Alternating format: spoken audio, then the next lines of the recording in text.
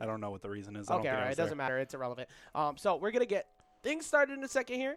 Oh yeah, I definitely forgot to tell him about the rules in terms of how stages work. I think Daquan's explaining I it. think he is too. So shout out to Daquan, by the way. Exiled asking for the tea. Asking for the T, you can't get it. I'm sorry.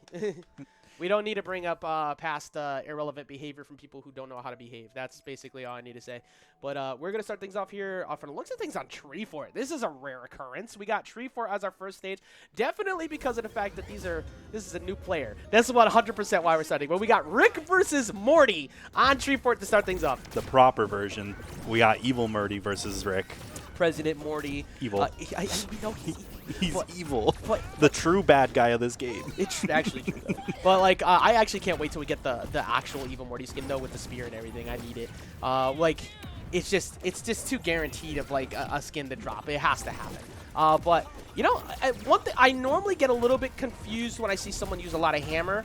But I feel like Azawolf's hammer usage isn't that bad. I feel like he's throwing it out in places where he's trying to just cover range because it's such a small stage. Mm-hmm. I can see that. A lot of hitbox are being thrown out, always pushing forward. That's the thing that I'm seeing here.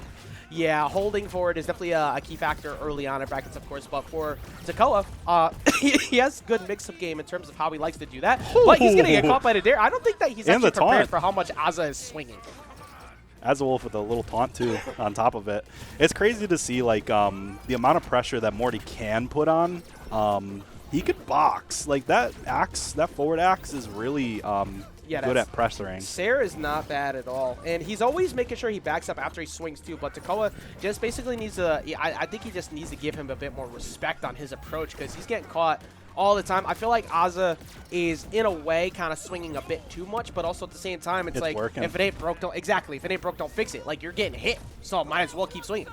Not a lot of recovery left, though, and 144 doesn't get hit by the up B, so he's going to survive there and still racking up damage as 102 already. I feel like Azawolf is the only person, finally gets knocked out, but I feel like Azawolf's the only person I've seen who's taking the whole bruiser aspect of Morty and actually playing him like it. Like, every other part of Morty says he is a mage. He is he's hitting him with a hammer a lot. Yeah, and he is scrapping. Yeah, he's literally throwing out as much as he can and gets another stock at that. 2 stocks up versus Tekoa only needing 1 more stock to get it.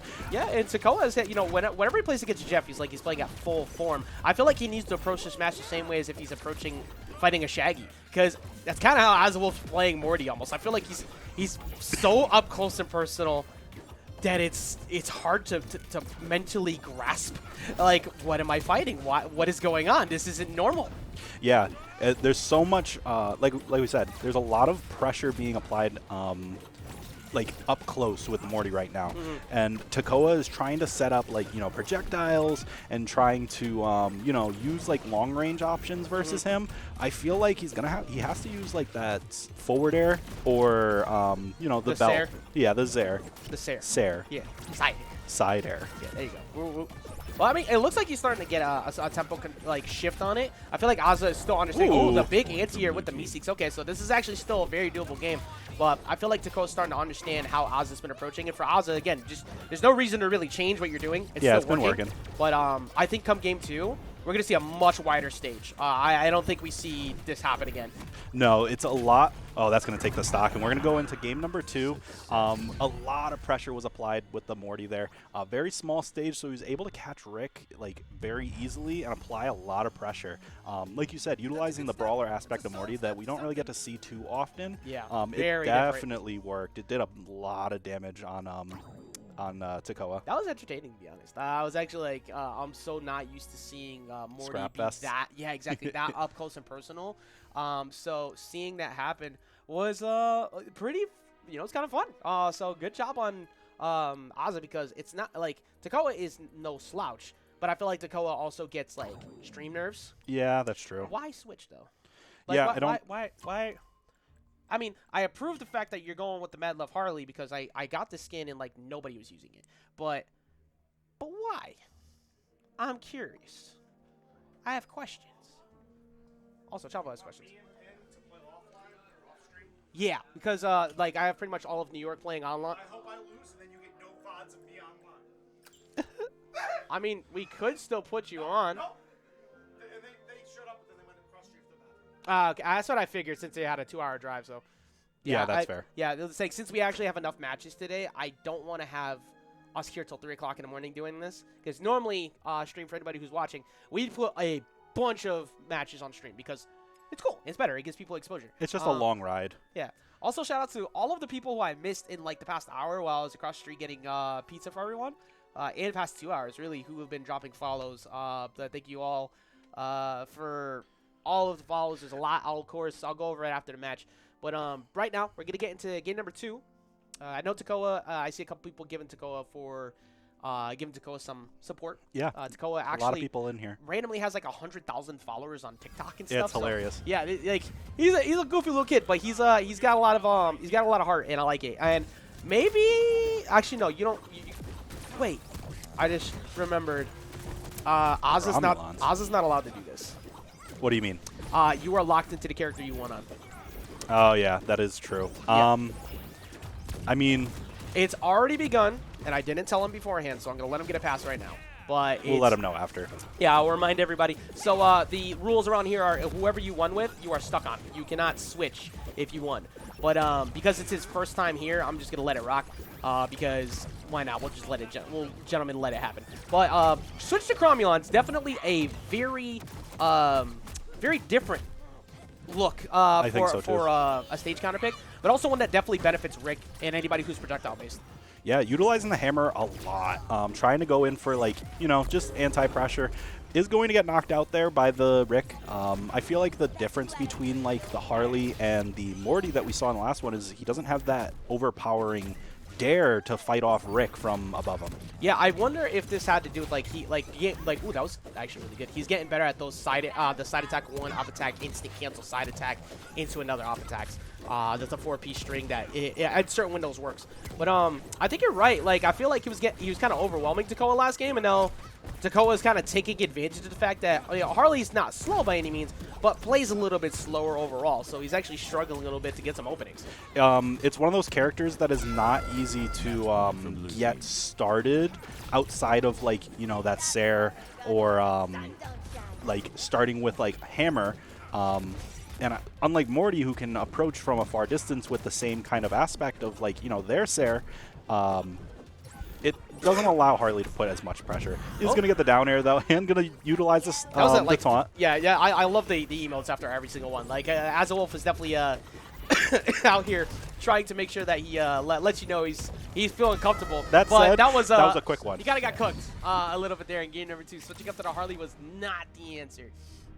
Now, for anybody, I see a bunch of people questioning this in the chat, so I'm going to explain. Basically, every single fighting game that is not named Super Smash Bros. Ultimate it will not let you switch your character when you win. That is a pretty standard rule in all fighting games except for that one, essentially. And for Smash in general, for the most part. So that is the way we operate. I think that is a more standard thing because basically winning a game shouldn't reward you absurd amounts of reward. The winning a game is supposed to allow the second player opportunity to counter pick you. That's the way this works. You get banned, and that's it. That's the way it's supposed to go. I don't know if all the Smash games do it. I think PM doesn't do it. But also, of course, that's not an official title. It's a separate thing. But one of the things is that this is just it's pretty standard. Now you can change your perks. That is something we do allow. So you can change perks in between games. That's not an issue. But otherwise, you are locked into the character you want on. Speaking of perks, it looks like they have the lumpy space punch for Morty. I'm not a huge fan of. I mean, I get you've been hitting him nonstop, so I get it. With aerials on top of it. I guess that actually makes sense. But like, it's also like such a small amount of damage. Like, I feel like those damage perks right now are a little bit too weak. In terms of the benefits you get. I've been in love with collateral damage. Well, collateral's different because it's like. It's one damage every time. Yeah, that's a guaranteed one. Whereas the other ones are like percent based, and it adds up slowly over time. Whereas movement speed just helps you so much. But we do have our first game 3 tonight, and we're gonna see Batcave. We're gonna run back to the Morty.